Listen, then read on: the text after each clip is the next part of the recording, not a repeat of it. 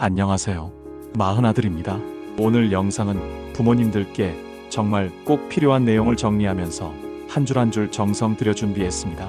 어머님, 아버님께 조금이나마 도움이 되셨으면 하는 마음을 담았습니다.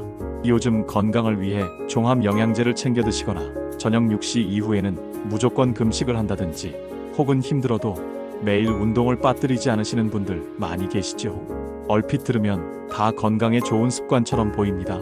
하지만 나이가 들수록 이런 일반적인 상식이 꼭 맞는 말은 아닐 수도 있습니다. 사실 우리 삶에는 두 가지 수명이 있습니다. 바로 기대 수명과 건강 수명입니다. 기대 수명은 쉽게 말해 평균적으로 몇 살까지 사는지를 뜻하고, 건강 수명은 아프지 않고 스스로 생활할 수 있는 나이를 말합니다.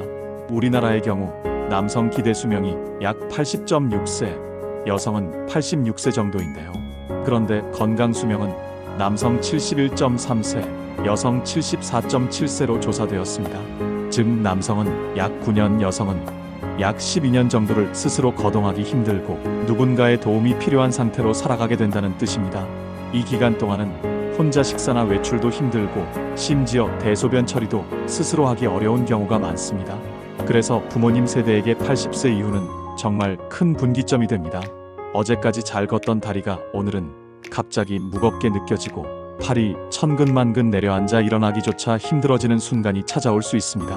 어제까지만 해도 아침마다 스트레칭을 하던 분이 어느 날 갑자기 그 동작이 전혀 되지 않는 자신을 발견할 수도 있는 것이죠. 또 기억력도 급격히 떨어져서 치매가 시작된 것 아닌가 하는 두려움을 느끼기도 합니다.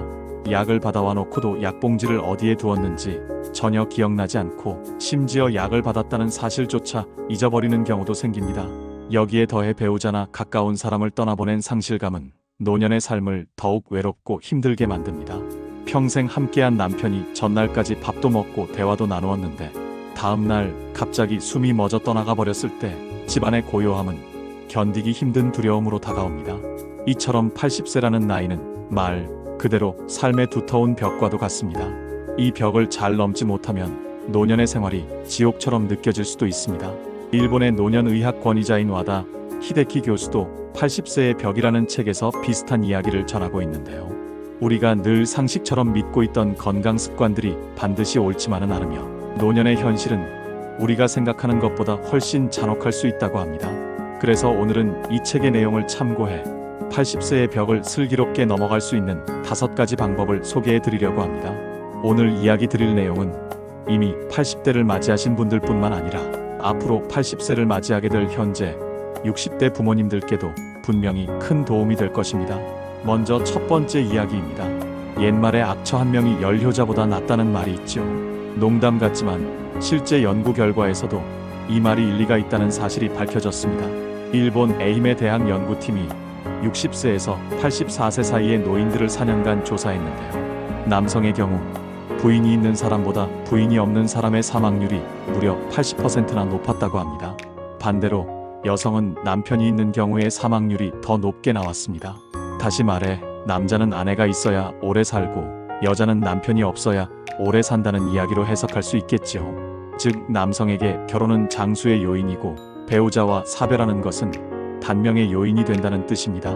그래서 실제로 효자 10명보다 아내 1명이 낫다는 말이 괜히 생긴 것이 아닙니다.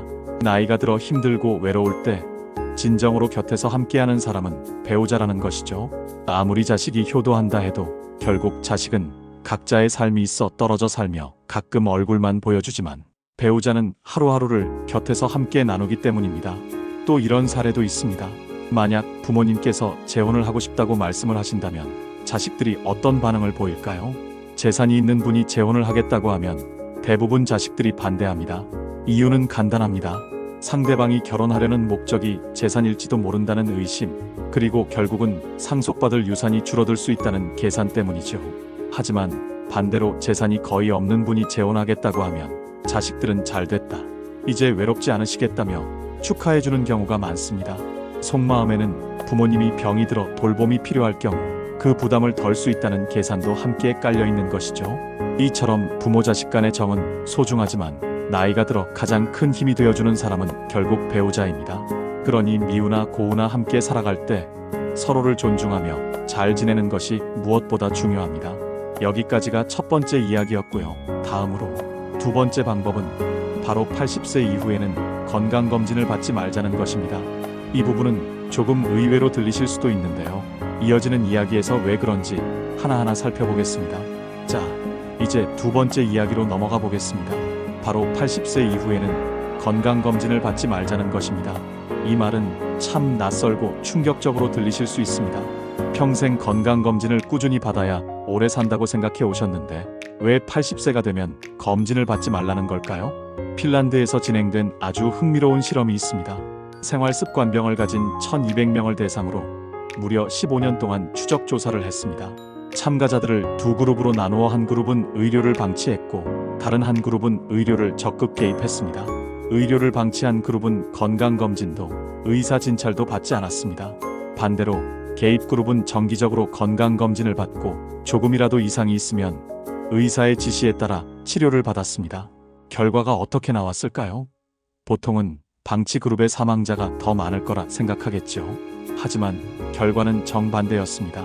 의료를 방치한 그룹에서 46명이 세상을 떠났고 의료 개입 그룹에서는 무려 67명이 사망했습니다. 이 사실은 당시 의료계에도 큰 충격을 안겨주었습니다. 우리가 상식처럼 믿고 있던 검진을 많이 받을수록 오래 산다는 생각이 반드시 옳지 않다는 뜻이기 때문입니다. 특히 80세 이후에는 검진 수치가 대부분 비정상으로 나올 가능성이 큽니다. 혈압, 혈당, 콜레스테롤 같은 수치들은 나이, 체질, 생활 습관에 따라 달라지는 것이고 노년에는 평균치에서 벗어나는 것이 당연한 일입니다. 그런데도 정상치로 만들겠다고 무리하게 약을 먹거나 수술을 하면 오히려 건강을 해칠 수 있습니다. 예를 들어 80대에 암 진단을 받았을 때 많은 분들이 수술을 선택하시지만 정작 수술 후에는 체력이 크게 떨어져 누워 지내게 되는 경우도 많습니다. 80대 이후에는 암세포가 퍼지는 속도도 느리고 전이도 잘 되지 않기 때문에 차라리 큰 불편이 없으면 그냥 관리하면서 지내는 것이 삶의 질에 더 도움이 되는 경우가 많다는 것입니다. 결국 비정상 수치라 하더라도 생활에 큰 지장이 없다면 그것이 곧 정상이라는 것이죠. 이제 세 번째 방법으로 넘어가 보겠습니다. 바로 나와 맞는 의사를 찾자는 것입니다. 많은 의사들이 환자의 몸 상태 전체를 보는 것이 아니라 검사 결과 숫자만 보고 진단과 처방을 내리곤 합니다. 혈압이 높으니 약을 먹으라. 당 수치가 높으니 조절해야 한다. 콜레스테롤이 높으니 낮춰야 한다. 이런 식으로 말입니다. 심지어 작은 혹이나 종양이 발견되면 일단 수술부터 권유하는 경우도 많습니다. 그런데 문제는 70세까지는 체력이 버텨주니까 괜찮지만 80세 전후가 되면 무리한 약 복용과 수술이 오히려 남아있는 체력을 갉아먹고 수명을 단축시킨다는 사실입니다. 그래서 반드시 나와 잘 맞는 의사를 찾아야 합니다. 좋은 의사는 환자의 이야기를 잘 들어주고 꼭 필요한 검사만 하고 불필요한 중복 검사는 하지 않습니다. 또 환자가 원하지 않으면 무조건 수술만을 강요하지 않고 다른 방법도 함께 고민해주는 의사라야 합니다. 나이가 들수록 이런 나와 맞는 의사를 미리 알아두는 것이 무엇보다 중요합니다. 그러니 60대, 70대 때부터 여러 병원을 다니며 다양한 의사들을 경험해보는 것이 큰 자산이 됩니다. 네 번째 방법은 약은 최소한으로 먹자입니다. 부모님들 중에는 약을 아주 꼬박꼬박 챙겨 드시는 분들이 많습니다. 혈압약, 당뇨약, 콜레스테롤 약, 관절약, 심지어 영양제까지 더해져 하루에도 한 움큼씩 드시는 경우가 있죠.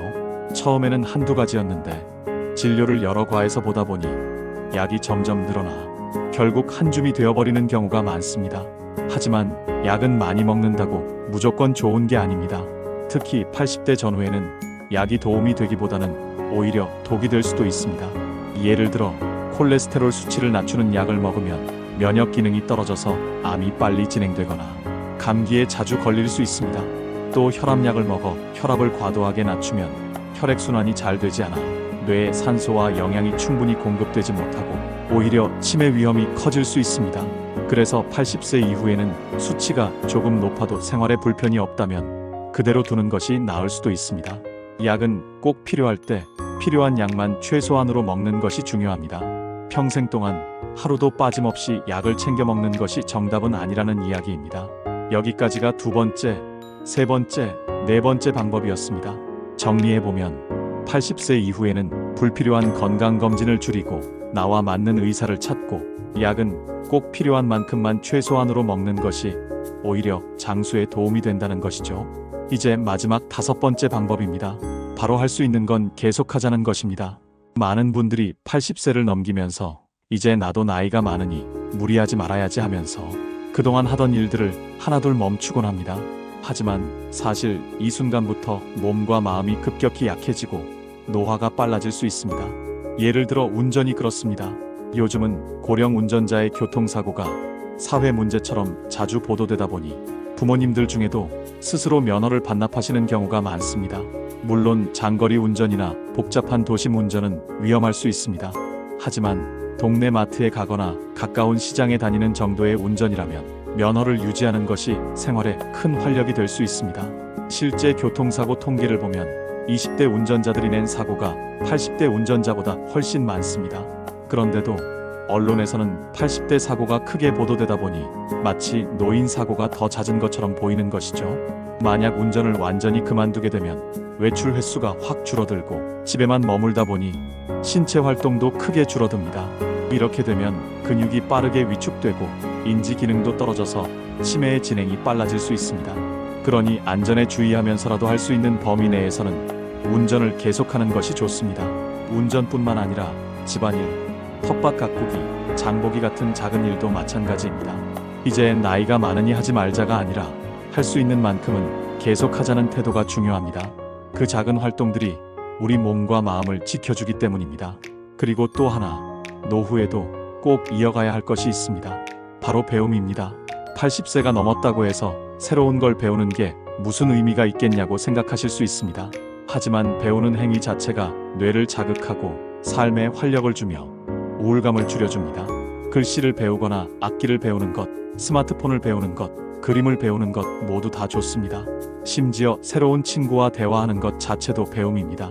무엇보다 배우는 과정에서 나도 아직 할 수 있다는 자신감을 얻게 되고 그 자신감이 건강에도 큰 영향을 미칩니다. 실제로 공부를 계속하거나 취미 활동을 이어가는 어르신들은 그렇지 않은 분들에 비해 치매 발병률이 현저히 낮다는 조사 결과도 있습니다. 그러니 80세 이후에도 집안에만 계시지 마시고 나갈 일이 있으면 기꺼이 나가시고 새로운 걸 배우고 즐기면서 사시는 것이야말로 행복한 노후를 보내는 길입니다. 자, 이제 오늘의 내용을 정리해 보겠습니다. 우리가 80세라는 벽을 잘 넘기 위해서는 5가지 방법을 기억하면 좋습니다. 첫째, 배우자와의 관계를 소중히 하고 혼자가 되지 않도록 지혜롭게 살아야 합니다. 둘째, 80세 이후에는 불필요한 건강검진을 줄이고 오히려 마음 편히 지내는 것이 더 낫습니다. 셋째, 나와 잘 맞는 의사를 찾아서 내 몸과 마음을 함께 살펴줄 수 있는 의사와 인연을 이어가야 합니다.